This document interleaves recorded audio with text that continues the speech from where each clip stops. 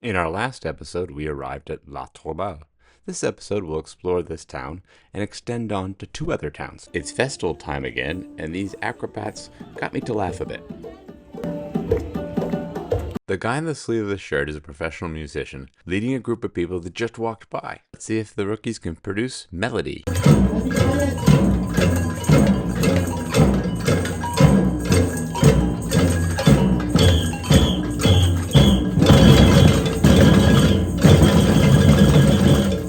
A French festival without food would be like a beach without sand. Here, the local fishermen's union is cooking up a delicious snack. It was grilled sardines.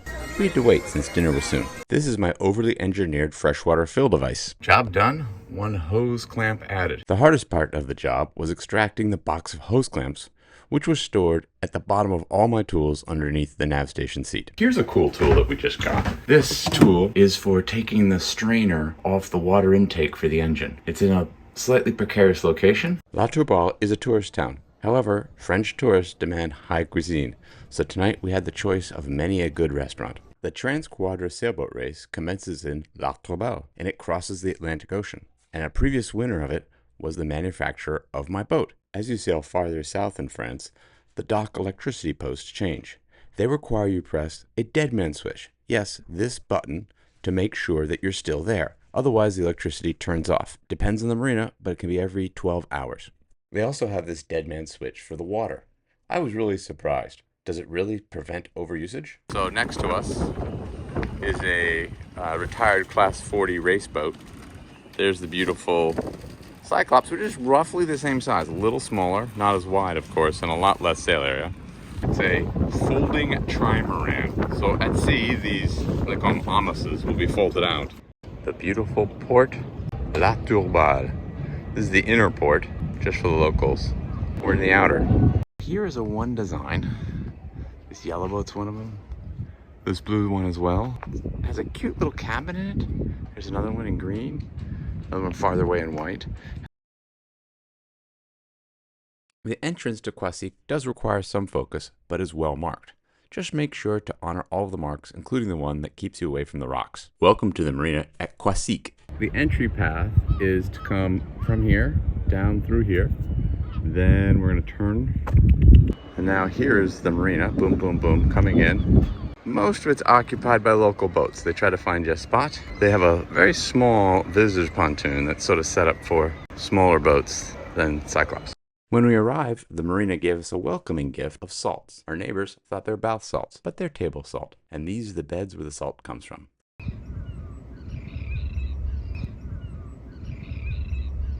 The anchorage at Quasique is a great laboratory for understanding the intricacies of currents. Boats will orient themselves into the current adjusted by the wind. Today, it's not very windy, so it's mostly the current. But you'll see, not every boat is aligned the same direction. That is because the current across the anchorage is not in the same direction. We grabbed the local ferry to cross the bay. Look how he's struggling in the current to get a good landing. In one of the docking maneuvers, he hit the seawall so hard, I was very happy it was an aluminum hull.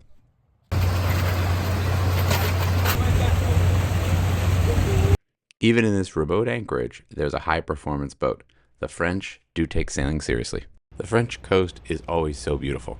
I have no idea what it is. It has something that looks like power to it. This is where it is, just right next to the channel. Don't know what it is. I asked a couple of locals, and they didn't know what it was for either. A couple of clues that this harbor is a drying harbor. The clue is that this boat has, near the stern, a little pole sticking out right where it says 27, and that's a leg to keep it balanced when there's no water. And you can also see his rudder's pulled up, so he's all ready for the water to leave. The proprietors of this place have just sent me away. The reason is I brought my raw fish in I just caught and asked for them to salt it. Unfortunately, I think that industry ended. It's now just a museum. Status update. We are headed back to La Tourballe after taking a, if you can call it that, ferry boat over to Quasique. What a brilliant luxury. A beautiful little portable USB fan located right here in the salon. Maybe it's worth bringing up the map for a bit to describe where we are. Our first town we visited was La Tourballe. We then headed south a short distance to explore Le Quasique. But now our adventure is going to turn to one of the islands. We're visiting Hodique.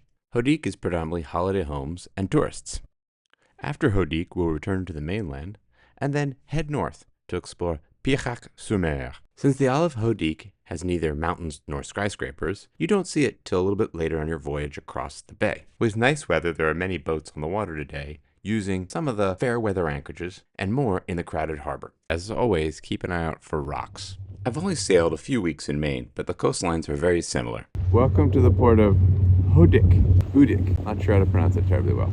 So they get one large mooring ball, and then a circular pattern or a semicircle, they attach 4 or 5, maybe more small boats. Actually, we did that once in Gautun Lake, which is the halfway point of the Panama Canal. My usual response to a French island is a desire to walk around it, and that's what we did. A sailboat ghosts along the side of the island looking for that late afternoon anchorage spot. He'll find one, I'm sure. With calm weather, it's the ideal time to be dancing on the hook. With this weather and these beaches, it raises the question, why do people sail across the Atlantic to visit Caribbean beaches? Well, the answer is today's weather is exceptional, and look how many boats are in this anchorage. The forced march around the island continues. I'm wondering, what will be for lunch today? The wind is forecast to increase, and I think the swell will sneak around the corner of that point. It might not be so comfortable at night for the boats on the farther edge. We've reached another French port. This is Pirach-sur-Mer, which is got a tidal gate. You can see the red light is on right now, so nobody's allowed in or out. From the marina in Pirach-sur-Mer, this is the joy of French marinas. Look at the gorgeous town you're in. Old architecture, and today is the day of the fair. Now, if my enthusiasm indicates this is rare, well, that would be wrong. This fine contraption is a vending machine. Okay, lots of vending machines, but what pops out here is a baguette. Insert your €1.30 and boom, a baguette comes out. Light drizzle following us for the last 3 years of sailing in Europe. We're waiting for that clear, sunny day. Quite picturesque watching the father and his young boys harvesting some type of shellfish from the rocks as the tide is out. As the fog thickened, we decided to return to the town and explore some more.